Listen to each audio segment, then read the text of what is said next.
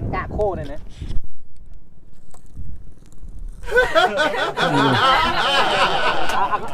Ăn không? Ăn đâu rước à? Bác sẽ thưởng thức con gà nó khô này.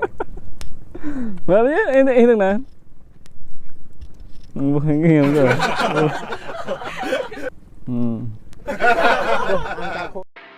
Keku ke bing kejut lanan bing yang te ya namon na jing rai bing mai nong pe adap ma menang lan ma chung ma poi ma de to na jing lak to lupan tara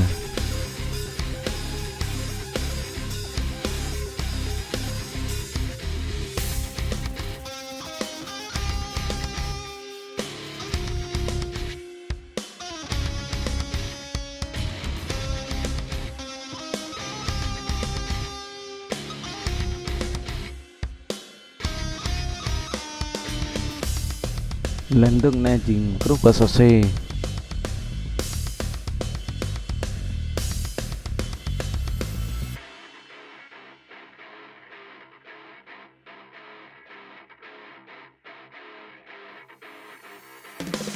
na jing ta ya wik na jing tự một rok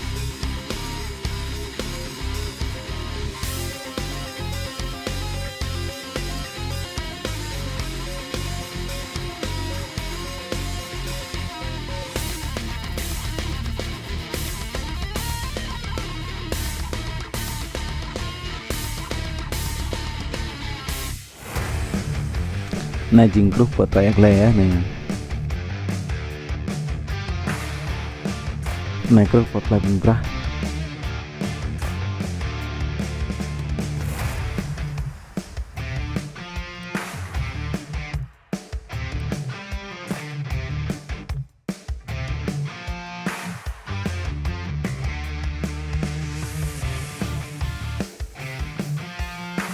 này jing biak dulu ya nih được con như thế này ya mươi này ya mar rồi lại ya mar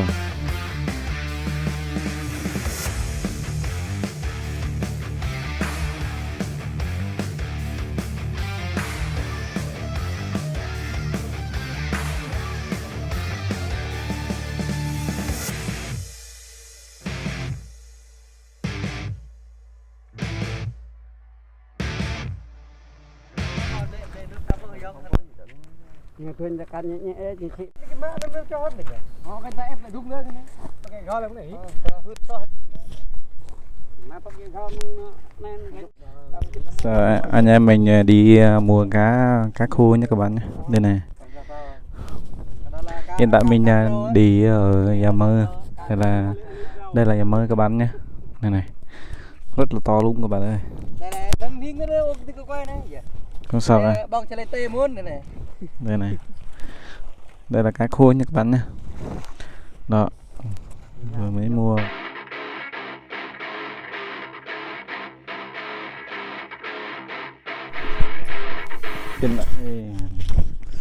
Đây là sân đây này. Nhìn xung quanh đây là rất là đẹp luôn các bạn ơi. Đó. Giờ mình đi bắt cái con gì ta? Cái con ốc á. Cái con ốc đấy. Đây là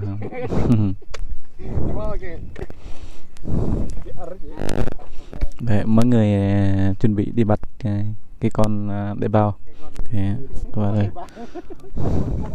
Thôi.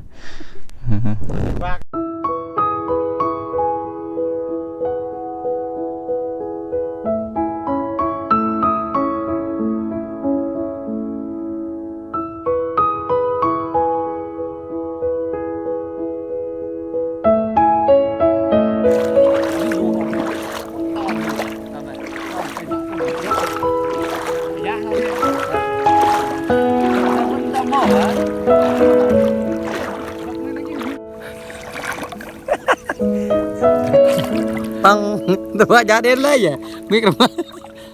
Vâng. Tôi giá gì? Đây là quậy là ếch trâu, bột rau. Dân thân mình cái nhuộm của đập được không? Giờ rồi đó, anh nhuộm cho nó. À kim rồi nổi sát rồi. Gạc lên đó đây này. ngăn thôi đi nhu đập đề Thôi đi. dê tầm này dê nó tôi mới thấy dê tôi mới thấy đây đây là ốc Về nợ đắp này. Cho mình về.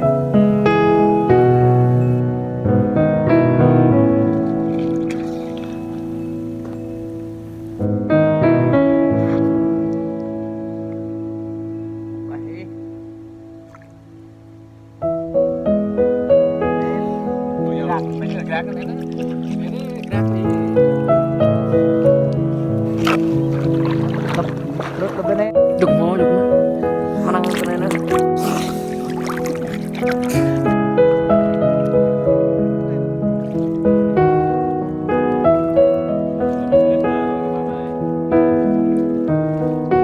Mọi người thôi nương cá nghe cái kênh cá khô á, kênh cá tôi là bắp rập để bọc khuya bọc ông ba này các bọc nương kênh cá khô này này.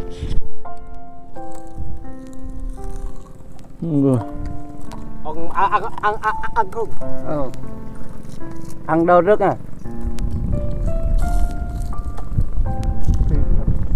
bác hẹ thưởng thức con cá nó khô này là biết em thằng này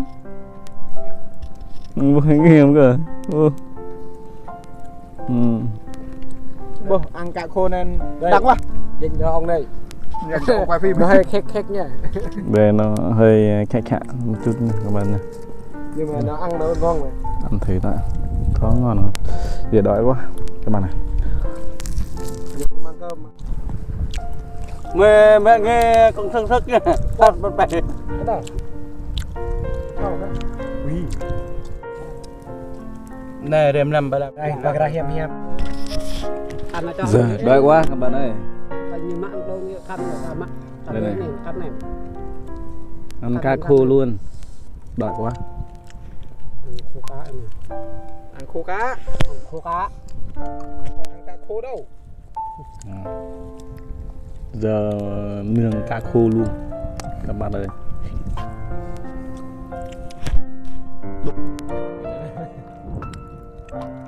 Mỹ mong ơi.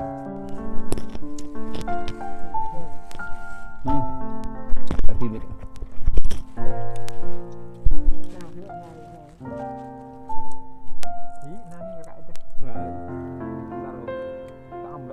nó hơi tên do mà mang rồi mà mang cái nhầm chết